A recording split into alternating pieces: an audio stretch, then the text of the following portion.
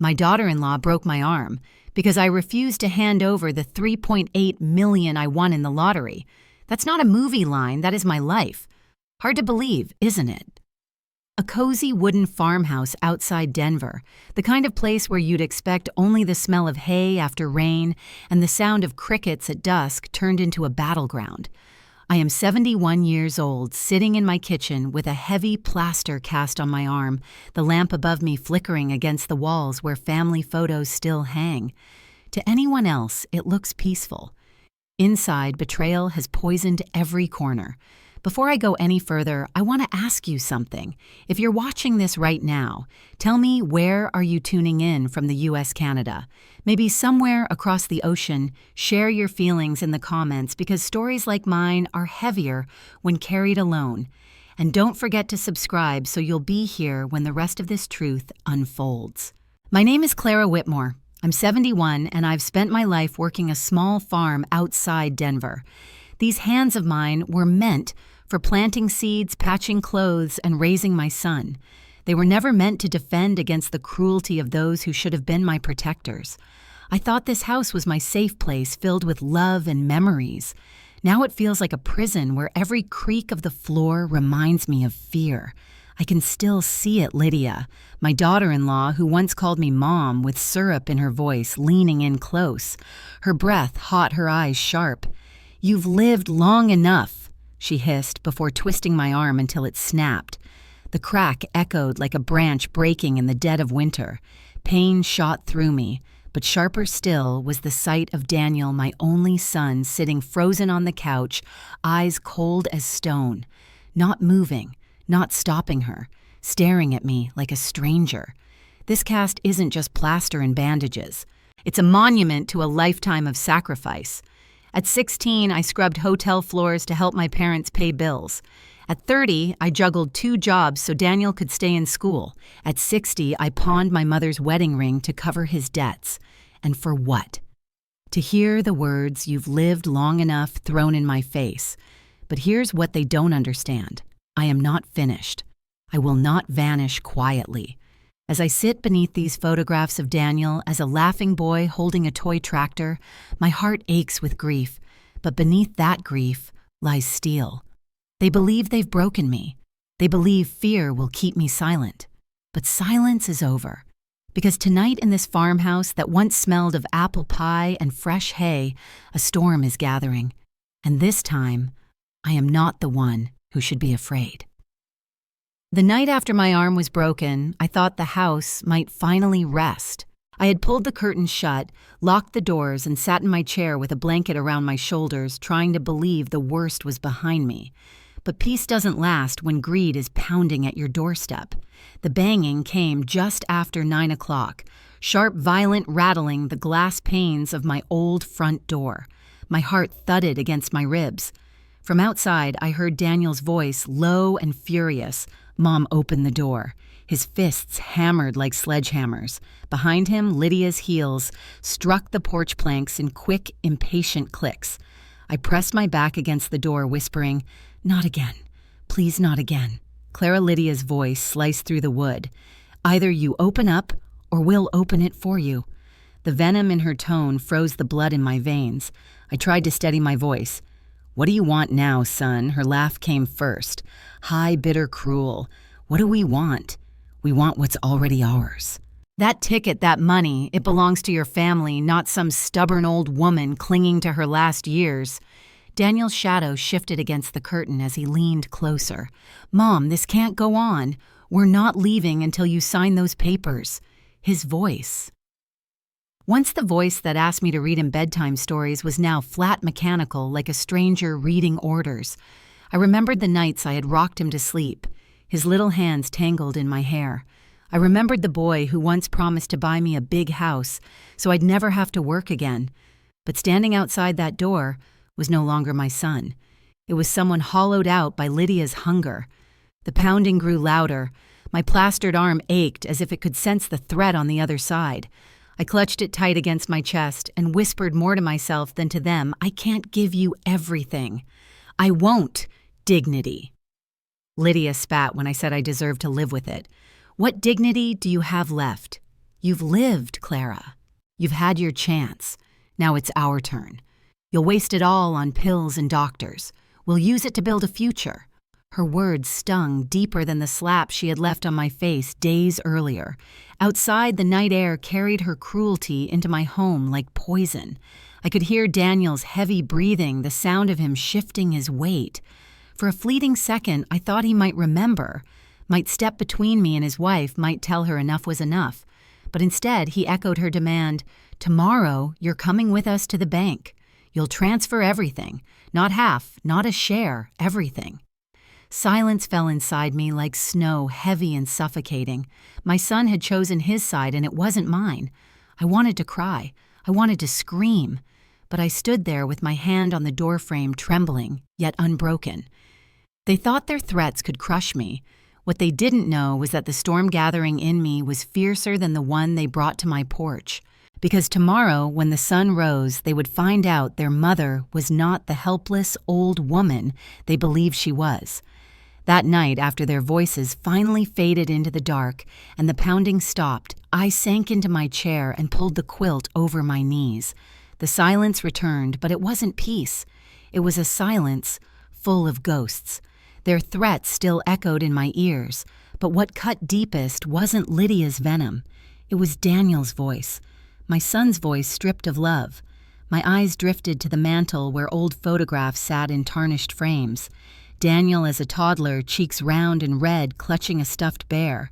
Daniel at 10, missing his front tooth, holding up the trout we caught at the creek. Those pictures stared back at me, asking the question I couldn't answer.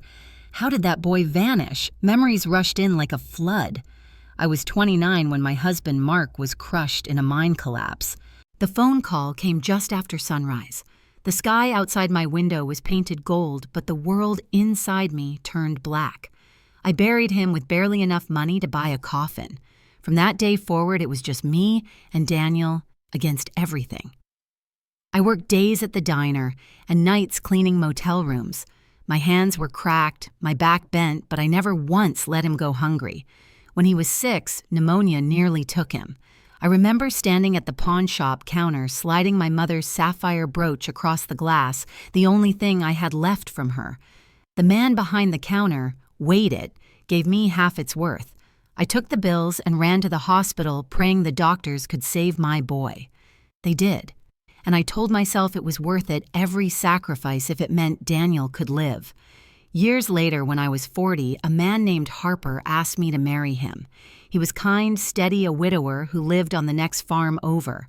He promised me comfort, companionship, maybe even happiness. But when I looked into Daniel's eyes, still so fragile, still clinging to me, I shook my head. "My son needs me," I told Harper. "I can't ask him to share me with anyone."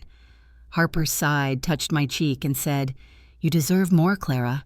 Then he walked away, and I closed that door for good. I thought I had chosen right. I thought love and devotion would plant roots deep enough to last a lifetime. But sitting in that chair, my arm bound in plaster, I wondered, did Daniel ever truly remember? Did he ever see the nights I stayed awake by the kerosene lamp, sewing patches on his jeans? Did he know how many times I said no to my own dreams so I could say yes to his? The bitter truth pressed down on me. All those sacrifices, all those years of bending myself to keep him whole had been forgotten. Forgotten, or worse, discarded. I tightened the quilt around my shoulders and whispered into the empty room, "I gave you everything, Daniel. And still, it's not enough." The silence answered back heavy as stone, but in that silence a spark stirred. If he had forgotten, then I would remind him, not with pleading, not with tears, but with the truth. And this time the world would hear it. The next morning, as sunlight leaked pale through my curtains, the silence of the night clung to me like damp wool. I sat with my coffee, my broken arm stiff against my chest, replaying every word from Daniel and Lydia. That venom. "You've already lived, Clara. You've had your turn. It wasn't new." It had been echoing in my life for years, whispered into Daniel's ear, until he believed it. I began to see the pattern like a quilt unraveling stitch by stitch. Lydia had been planting seeds since the day she crossed my doorstep. Your mother doesn't understand the world anymore. She's too fragile to live alone. What if she forgets to pay the bills? Little comments tossed into conversations like stray crumbs. Daniel gathered them all, and slowly my son began to see me not as the woman who raised him, but as the burden Lydia described.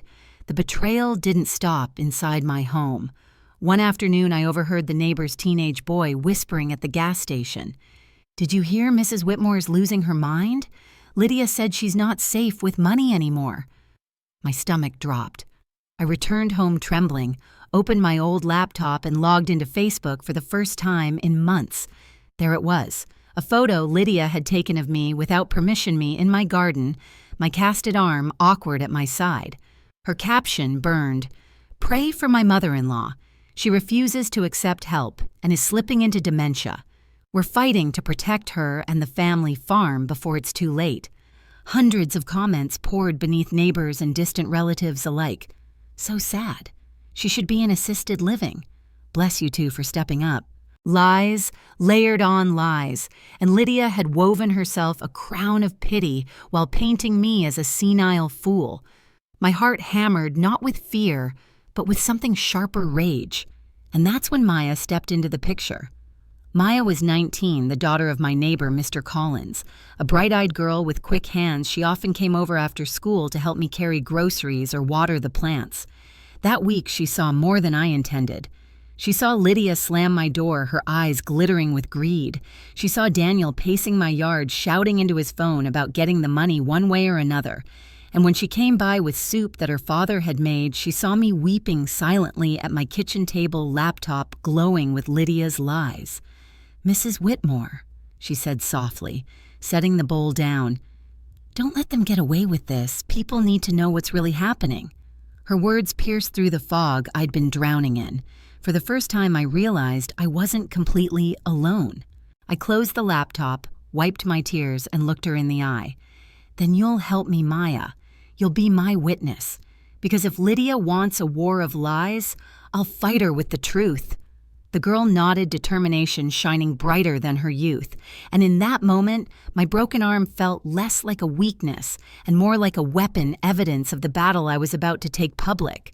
The mask Lydia wore was slipping, and I was ready to tear it off for the world to see. That night, long after Maya had gone home, I sat at the kitchen table with nothing but a single lamp burning.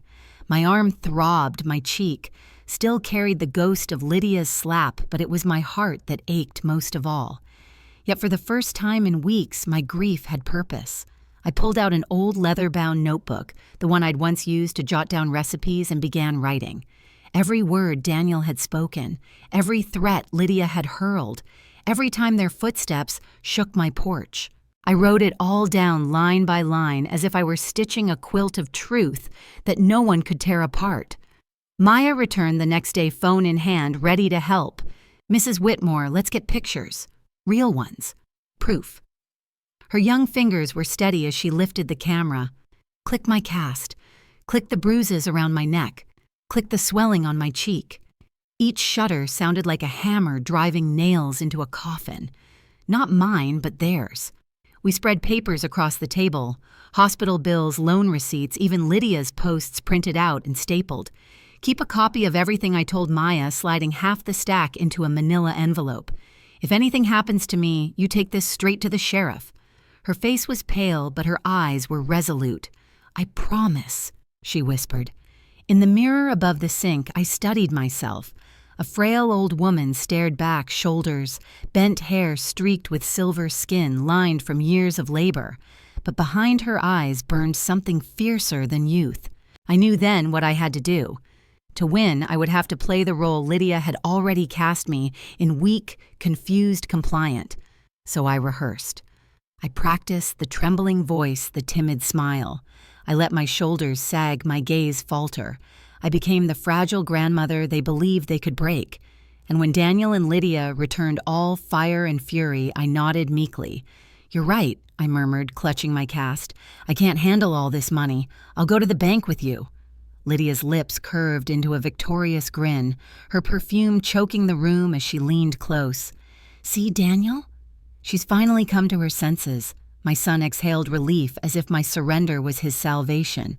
Neither of them noticed the glint in my eyes, the flicker of steel beneath the frailty. That night, after they left, I wrote one more line in my notebook. Tomorrow, they think they'll win. Tomorrow, they'll learn how wrong they are. I placed the notebook in a locked drawer and slipped the key into the lining of my coat. Then I folded my hands, prayed silently for strength, and waited for morning. The trap was set, and I was ready to spring it. Morning came sharp and cold, the kind of Colorado morning where the air slices your lungs with every breath. I dressed slowly, choosing my best black dress, the one I wore for church on Easter. I wanted to look proper, respectable, even as I prepared to play the role of a broken old woman. I slid the small key from my coat lining into my pocket, whispering to myself, "Stay steady, Clara. Today, the game turns."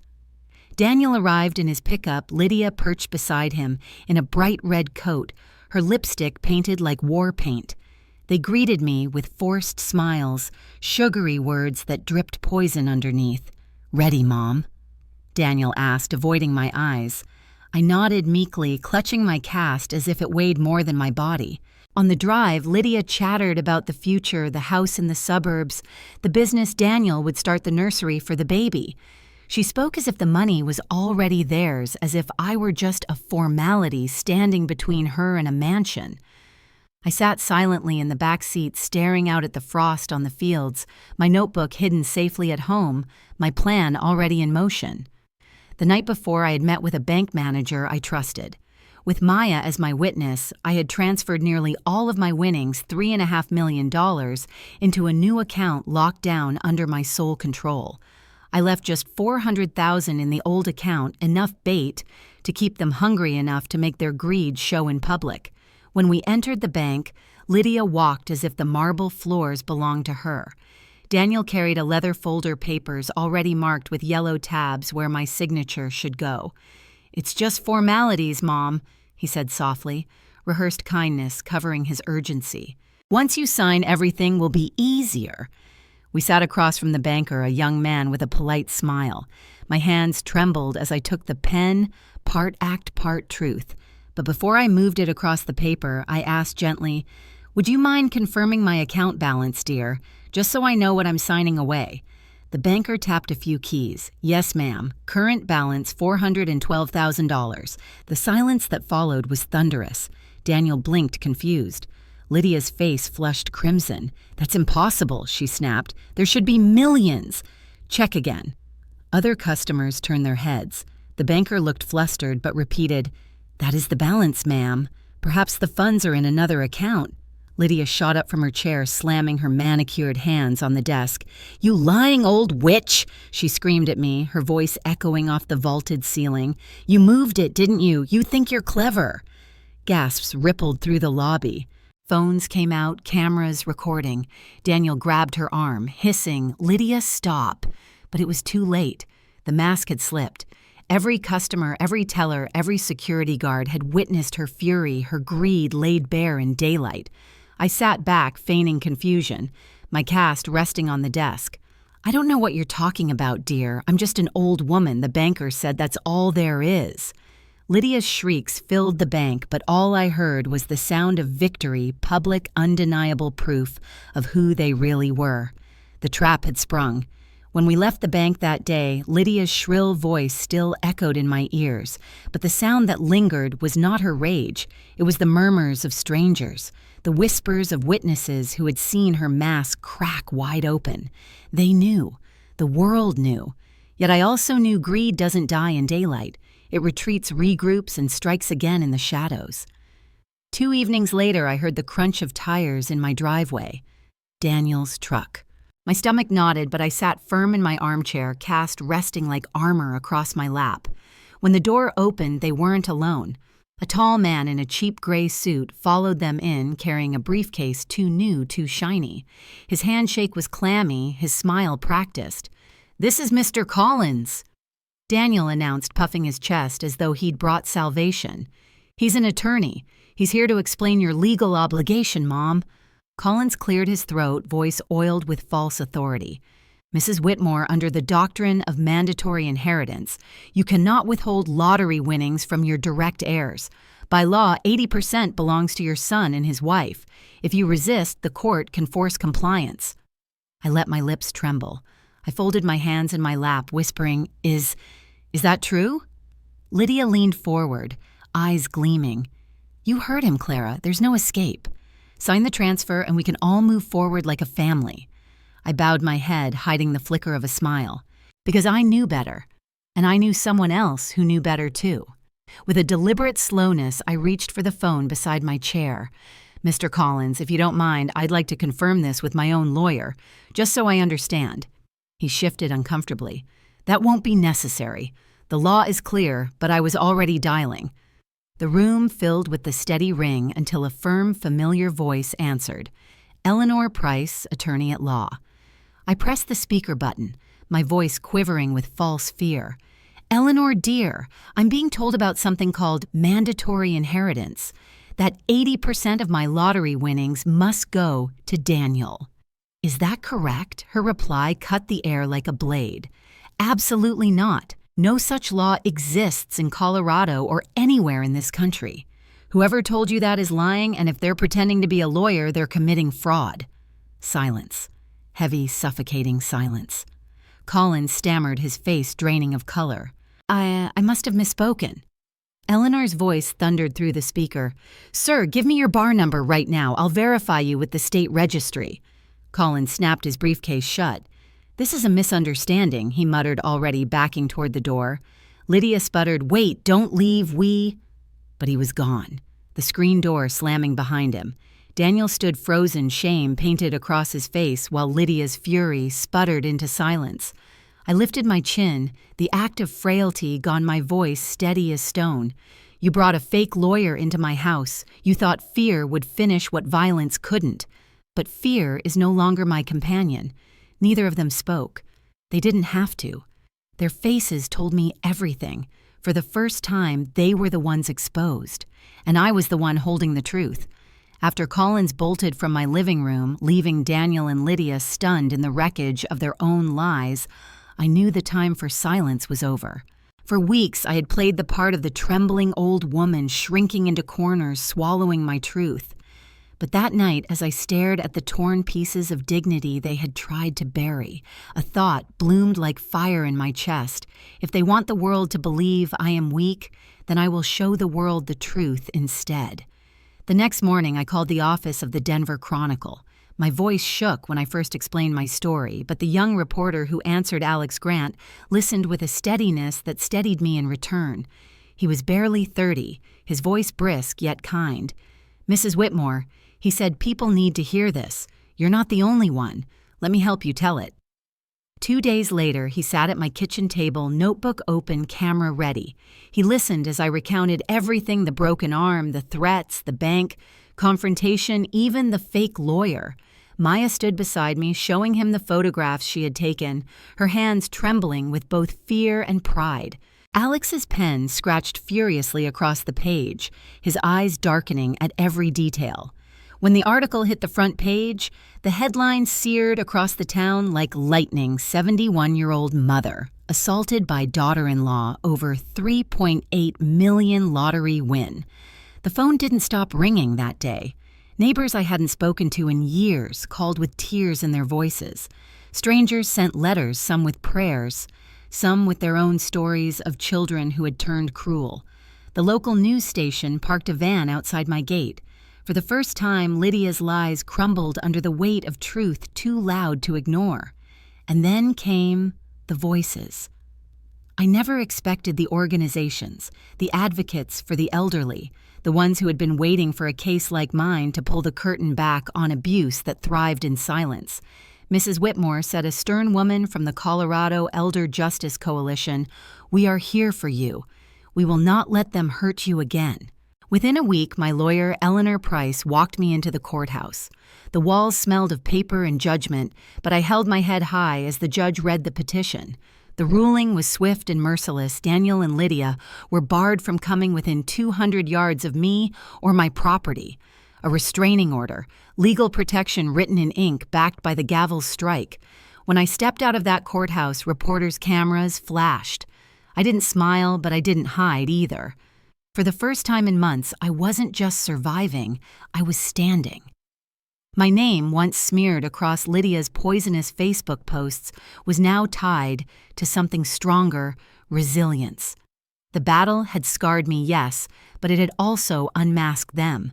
And in that unmasking, the dignity they tried to strip from me was returned piece by a community that refused to let me stand alone. The ink on the restraining order was barely dry when the ripple of consequences began to spread. At first it was whispers, neighbors murmuring in the grocery aisles, church ladies lowering their voices when Daniel's name came up. But soon, whispers turned into doors slamming shut. My son, once proud of his position at the auto parts company, was summoned to the manager's office and handed a pink slip. "We can't keep someone whose name is in the paper for assault," they told him. Lydia fared no better. The boutique, where she worked part-time, let her go customers, refusing to be styled by the woman who broke an old woman's arm for money. They had tried to paint me as senile. Instead, they painted themselves as monsters.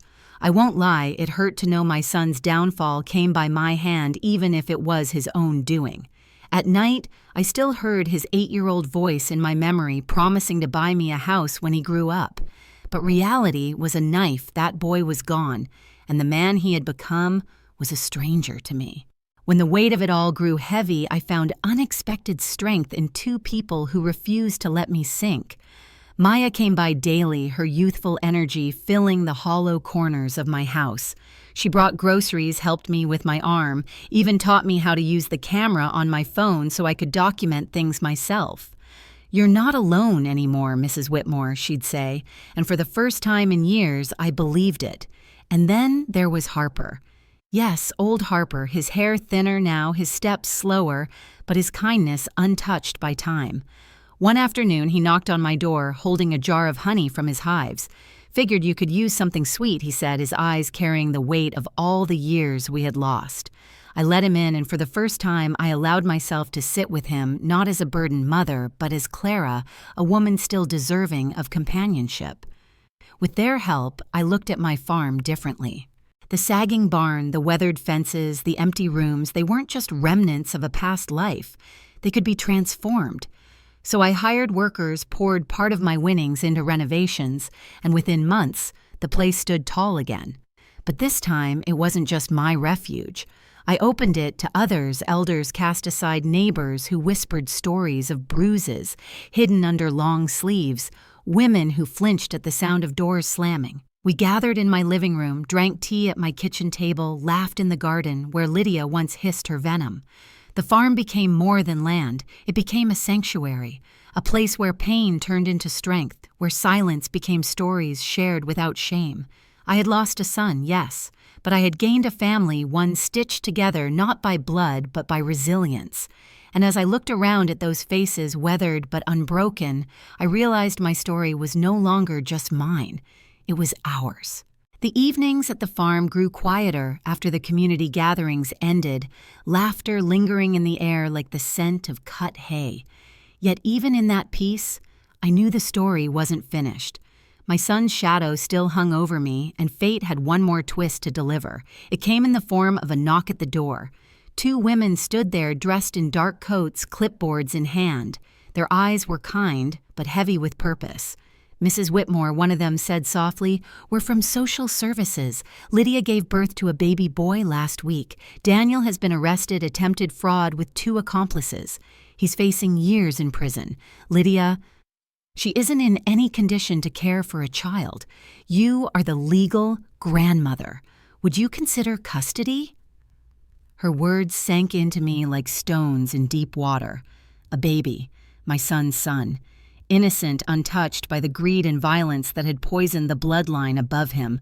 My first instinct was to recoil. How could I raise another child at 71? How could I risk reopening wounds I had just stitched, closed? That night I didn't sleep. I walked the halls of my house past photographs that told my life in fragments.